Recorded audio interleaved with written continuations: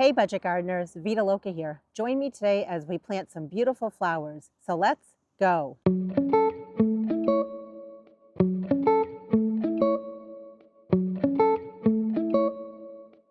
We are in my front yard, and up along the driveway on the right, I have a flower bed. And it's not a very big flower bed that we're going to be planting up today, but we're going to pack it with a bunch of annuals that I started from seed. And not only that, we're going to add a couple of irises that I had in my plant nursery. I pulled them for myself, and we're going to get them in this area as well. Come on in and I'm going to show you what I'm talking about. I planted some beautiful yellow iris here a few weeks ago. They bloomed, they've already gone by, so the first thing I want to do is just maintenance work. I want to cut back the blooms because I want the plants to put energy into the roots for next year. By cutting back the spent blooms, it also just tidies up the plant so it doesn't look so messy. And I also don't want the plant to set seed and put energy into that. I want it to put energy into feeding the rhizome for next year. So we're just going to follow it all the way down to about here, and we're going to cut this back. We're going to do the same thing with this guy here. Just follow it down and cut it back. And look how much tidier that looks. I have a backyard plant nursery where I sell plants, and well, this iris was blooming the other day. You can see it's gone by. There's another bud right here. I pulled it from my plant nursery because I'm almost sure this color of iris matches these ones here. And all I'm going to do is remove the spent blossom just so that it tidies this up and makes it look better as this bloom appears. And since we already have two yellow iris here, we're going to plant this third one over here. When it comes to iris, you don't want to plant them too deep. If you plant them too deep, you risk having no blooms on your iris plants. I'm just squeezing the sides of this container. You can see the roots are popping out. This plant definitely wants to be put into the ground. And even though it's not root or pot bound, I'm going to go ahead and loosen the roots just a little bit. When it comes to planting iris, again, you don't want to plant them too deep. You want to make sure that some of the rhizome is exposed. And I'm just going to go ahead and backfill. Also in my nursery, I found this beautiful specimen of an iris that was blooming. I thought it would look pretty here as well. I don't have this anywhere else in my yard. We're going to go ahead and get it planted. As far as I know, I only have one of this color of iris. But as more iris start blooming in my backyard plant nursery, if I find any more like this, I can always tuck them into this bed. In case you're wondering, Vita, where did you get these iris from? I don't know. I don't know what kind they are. There was one nice woman last year that gave me some iris from her yard. It could be from there. I'm not quite sure. But nevertheless, they're really pretty. I don't see any other iris in my landscape that match these ones. So I definitely want to keep them for myself and get them planted out because I can see what they look like as they're blooming. And I think the iris will look really pretty tucked in right here. This area of my yard gets full sun, so I know that these iris will thrive and do really well in this location. I'm tempted to take off these babies that are right here and move them to the other side of the bed. I'm going to leave them on for now, but you better believe it, maybe later this season or next spring, I can always come in here, take these off, and move these to the other side of my flower bed. I want to make sure that it's not buried too deep. The roots definitely should be buried, but the rhizome should basically be exposed at soil level. I can go ahead, press down. I want to make sure it's nice and secure. Now that we have those iris tucked in, the next thing to do is remove a few perennials from this area. I'm going to show you what they are and why I'm removing them. The first one is Black-Eyed Susan or Rudbeckia. It's right over here, and it's basically a stray seedling that appeared. It's a nice big seedling, but nevertheless, it shouldn't be here. This is where the rocks end and where my flower bed begins. It literally is too big for this area. It's beautiful. I know exactly where it's going to go. So let's go ahead and dig it up and move it. I'm just removing some of the rocks from the base of it, as well as some of the mulch. The ground is very saturated and wet, and today is a cloudy day. It's a great day to be transplanting this perennial. I'm just going to use my hand shovel. I'm not going to dig right at the base of the plant, just a little bit out from the plant. I don't want to disturb or ruin my plant. And I want to try to get as much of the root ball as I can. Now that we have our plant, I'm just going to clean this area up a little bit, just so it's nice and tidy. And we're not going very far. We just dug up the plant from over here, and we're going to be placing it out inside this flower bed over here. So it's basically the back side of the flower bed where I have some daffodil that are going by. I also have a hydrangea there in the center. And you can see I have some nice big clumps of black-eyed Susan or Rudbeckia already in this space. So I just want to tuck in another one close by. So we're just going to plant it right over here. I love black-eyed Susan. I just think it's so pretty, and even though it is a prolific self-seeder, it just adds so much color during the late summer, early fall months. And I noticed in my yard, I don't have a lot of things blooming during that time. So really adding this plant to a lot of my garden spaces is beneficial and smart. I happen to have drip irrigation where I'm planting this. So starting tomorrow, it's going to be getting drip irrigation every 2 days. But I'm still going to give it a good drink of water today as well as the next few days, just until it's well established. The next thing we're going to tackle is digging up some fringed-leafed bleeding heart. You'll see I have it on both sides of the bed. But on one side of the bed, I have a stray little seedling that's become quite large.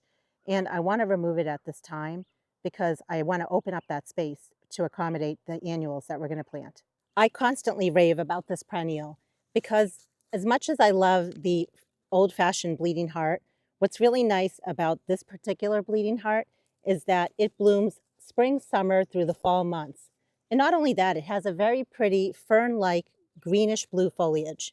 And then what I also love about it is that it does well in full shade as well as full sun. I could use a large shovel, but I'm just going to use my small hand shovel to do the job because the roots are actually pretty shallow. Again, I'm digging a little bit away from the base of the plant. And I'm very happy if it does divide into a few pieces because I plan on putting this elsewhere in my landscape. Just look how dainty and precious she is. I just love this plant. And you'll notice that she doesn't have a very extensive root system, which is great. It makes it much easier for transplanting. We have another small one here, so that's 2. And I'm letting her divide naturally. I'm not going to divide her down more than she wants to be at this time. So there's our 3rd one. And there's our 4th one. Again, we're going to go ahead and just clean up the area. And we're going to head down towards my front yard. I noticed that I don't have a lot of color down there, and I think that the fringed bleeding heart would look so pretty in that area. I have more fringed bleeding heart in my plant nursery, but for right now this will have to do. So I placed the first one here, and then I used my feet and I counted out 8 feet, and that brought me over to the next section, which is that piece right over there. It's small but mighty, and then I counted out 8 more feet, and that brought me out to the next section. And you can see the pattern. I counted 8 more feet, and that brought me over to my final piece that I had. Let's go ahead and get these planted. I have some beautiful lambs here, and my goal is to eventually turn this into a nice border towards the front of this bed. So for that reason, I don't want to plant it anywhere over here because eventually my goal is to have this as all lambs. So we're going to plant a little bit away from it over here. And I'm okay placing the fringed bleeding heart here. Right over here was muscari or grape hyacinth. That's a spring bulb, and that's gone by. And then right over here is a small little echinacea plant. This right here is a daylily that's going to bloom later in the season. I'm always looking around my yard, and when I see little breaks in color, I try to see where can I pop something else out of in my yard and move it. And seeing that I already had to move this plant because it kind of sort of was in the way, I thought, why not add it to this particular flower bed? And just that little small change that we made makes such a big impact in this area, I feel. And like I mentioned, I do have a few more pieces of the fringed bleeding heart that I dug up from a different area in my yard. And I currently have it in my holding area of my plant nursery. It's not for sale, it's for myself. So I will shop my nursery on a different day, and I'll finish this job with basically planting out a few more sprigs of the fringed bleeding heart. Even though this is currently a very small plant, in 2 or 3 years, this plant will fill up this whole area. And I'm always thinking about that as well. I'm all for instant gratification, but I'm also all for doing things on a budget. And we were able to get these free pieces of plants from somewhere else in my yard, and it's a matter of patience and time. Because as you know with gardening, not all things happen at once. We have to sometimes wait, but it's well worth the wait. Since I have 2 pieces right here, I may take the small piece and put it with the other small piece just to make more of an impact. And I know over here, I'll eventually have more of the lamb's ear, so I'm going to place this guy right back here. Now, if the soil was very dry, or it was a very sunny day, I would definitely be putting water in the planting hole. We've just had so much rain lately. I don't know about you. It's been quite wet. So it's actually a very good day to be doing what we're doing. I think the high for temperature of today is in the mid 50-degree Fahrenheit range. It's very cloudy. It's a perfect day to be moving plants around. We'll just tuck this one in right here. You might as well have a friend, right?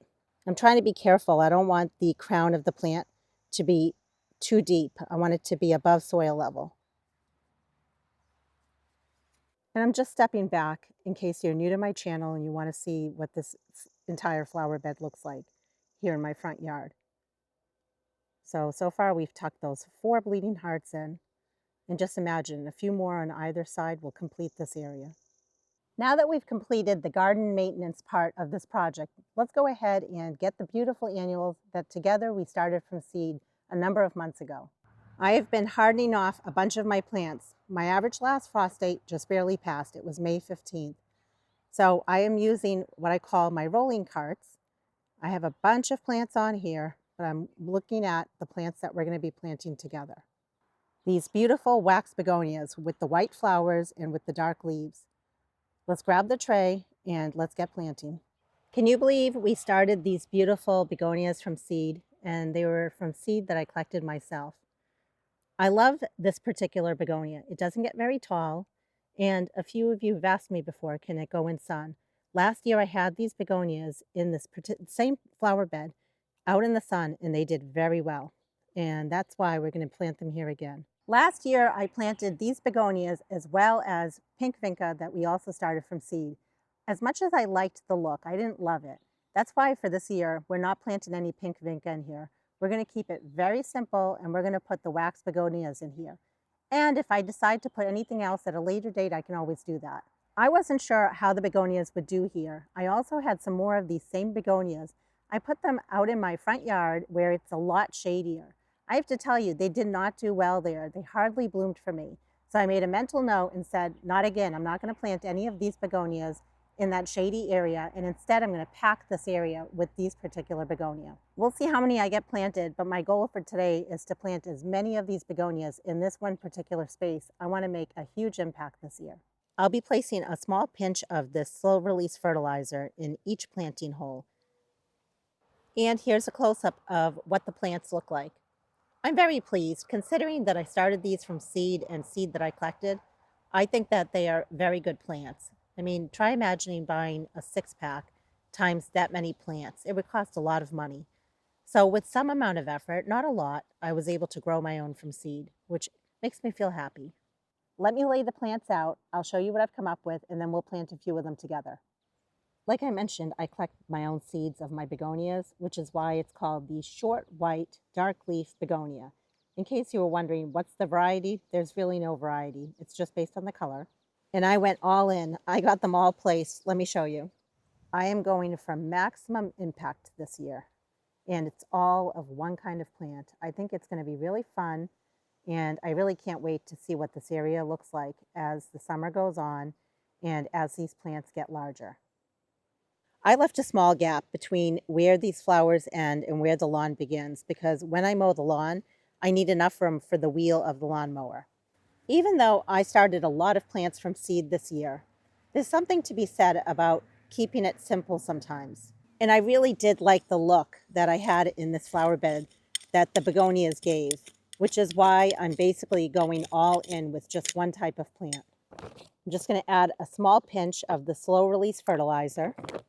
If the roots were really circling around, I could loosen them up, but you can see it's not bad at all. So I can go ahead and just place this plant as is, and then I can backfill. You can see based on the color of the soil, it's pretty wet. And if it wasn't, I could go ahead and put water in the planting hole, or I could water the plant after I've gone ahead and put this in the ground. And I probably will anyway. As soon as this project is done and everything is planted, I'll give everything a good drink of water. And I want you to notice right here, I do have drip irrigation. It goes all the way this way. So all these plants that are in the front row will be getting a good drink of water every 2 days.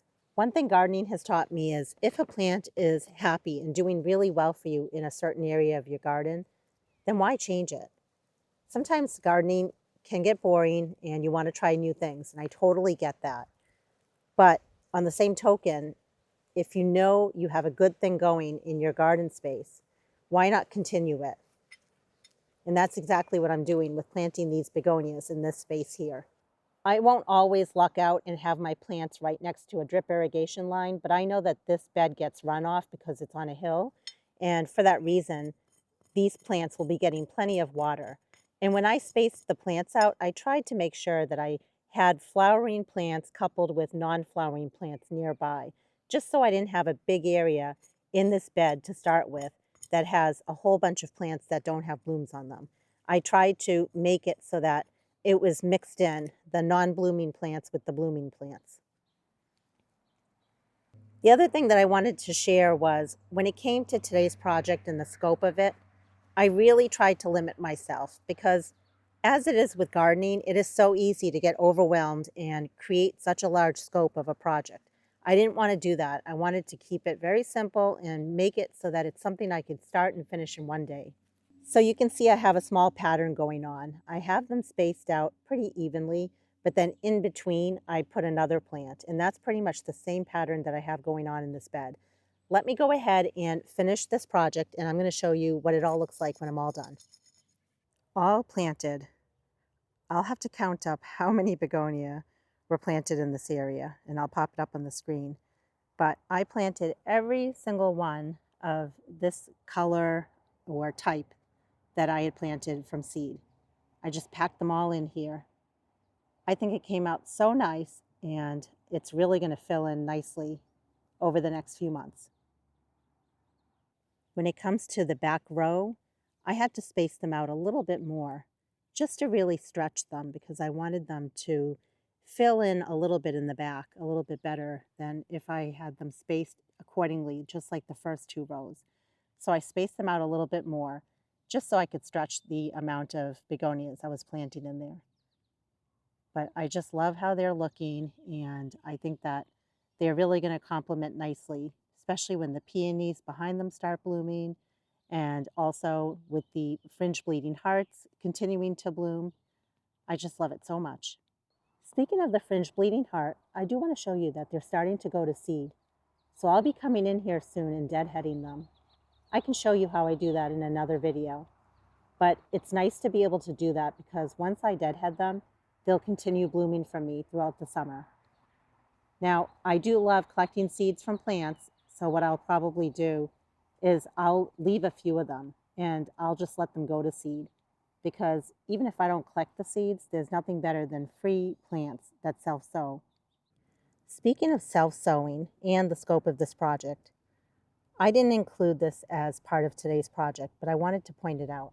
I need to come in here and I need to pull any grass that has come in the rocks. And if any of you remember, together we weeded the grass. Well, such is life, right? Grass and weeds just appear over time. So I will be coming in and pulling the grass out, and I will be coming in and digging up all the freebie little fringe bleeding hearts and potting them up because those are always popular for me to sell in my backyard plant nursery. But I didn't include this as part of today's scope for the project because honestly, I want these bleeding hearts to put on a little bit more size before I start digging them out. What do you think? Do you think I should add anything else into this bed or just leave it as is? Let me know in the comments below. I hope you enjoyed this video. If you have any questions or comments, please drop them down below and let me know what are some things that you're working on in your flower beds right now when it comes to annuals or perennials. I'd love to hear from you. And until the next video, make it a great day with gardening.